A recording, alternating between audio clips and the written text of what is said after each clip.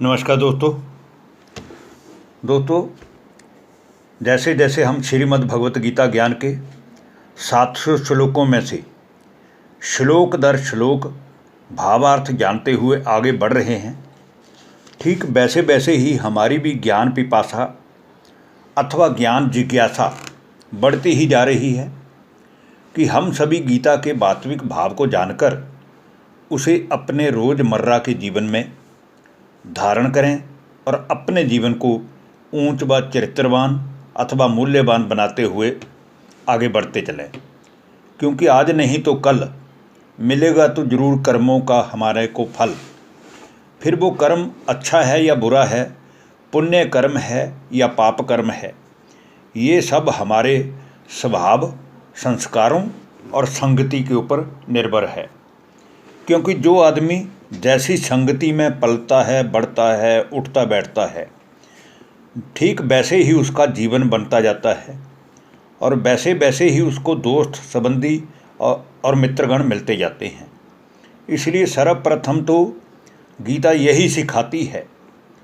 कि हम सभी मनुष्य, जो कि सभी जीवों में सर्वश्रेष्ठ हैं, वह प्रभु की सर्वश्रेष्ठ रचना में भी सर्वोपरि हैं। तो क्यों ना हमारे कर्म व संस्कार भी ऊंचे हों। इसलिए ज़रूरत समय अनुसार इस बात की है कि सतयुग से कलयुग तक हम मनुष्य आत्माओं ने अनेक जन्म सुख शांति में अथवा विकारी और पतित बनने के उपरांत दुख अशांति में बिताए हैं, जिसका अनुभव हम सभी मनुष्य आत्माओं को है। इसलिए अब जबकि प्रभु मिलन की बेला है, तो हमें अपनी संगत सत्य व धर्म के मार्ग पर चलने वाले पथिकों की ही करनी चाहिए। जो भारत सोने की चिड़िया कहलाता था और उसमें रहने वाले सभी नर और नारी,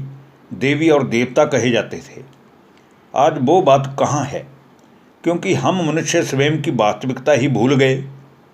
कि हमारा असली परिचय क्या है, हम हैं कौन, हम संसार में आए कहाँ से हैं और हमें एक दिन ये शरीर छोड़कर वापस जाना कहाँ है। क्योंकि कहा भी जाता है कि ये दुनिया रैन बसेरा है, ना घर मेरा है ना तेरा है।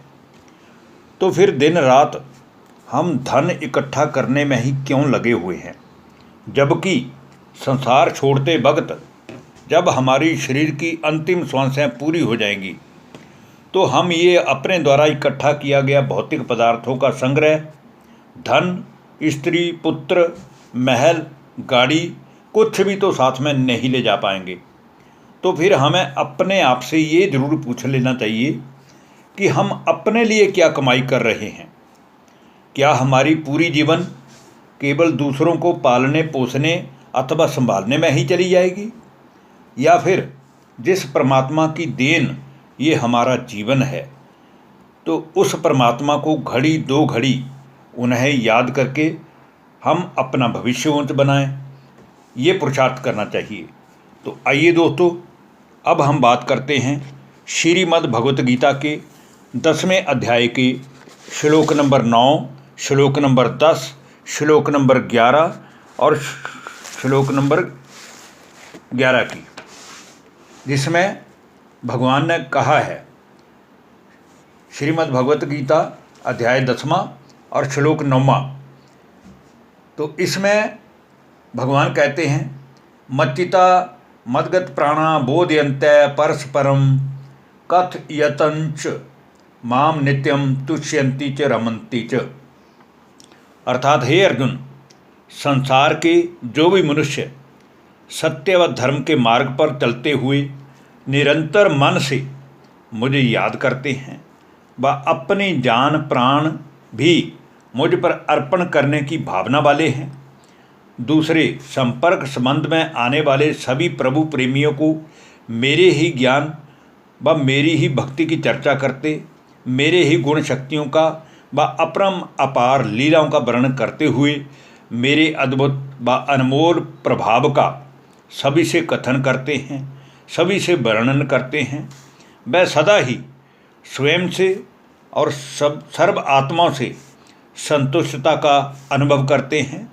वह सदा ही बुद्धि द्वारा मेरा ही निरंतर चिंतन व भजन करते हैं। अब हम दोस्तों बात करेंगे श्रीमद् भगवत गीता के अध्याय नंबर 10 के श्लोक नंबर 10 की, जिसमें कहा गया है, तेषाम सतत युक्तानाम भजन्ताम प्रीतिपूर्वकम ददामि बुद्धि योगम तम येन मामुपयांति ते। इस तरह मुझ में ही मन बुद्धि से समर्पित होकर और सदा मेरे ही ध्यान में मगन होकर प्रेम पूर्वक मेरे इस ज्ञान मार्ग पर या कठोर भक्ति जप तप द्वारा मुझे पाने की कामना रखते हैं, उन्हें मैं योग द्वारा प्राप्त हो ही जाता हूँ, जिससे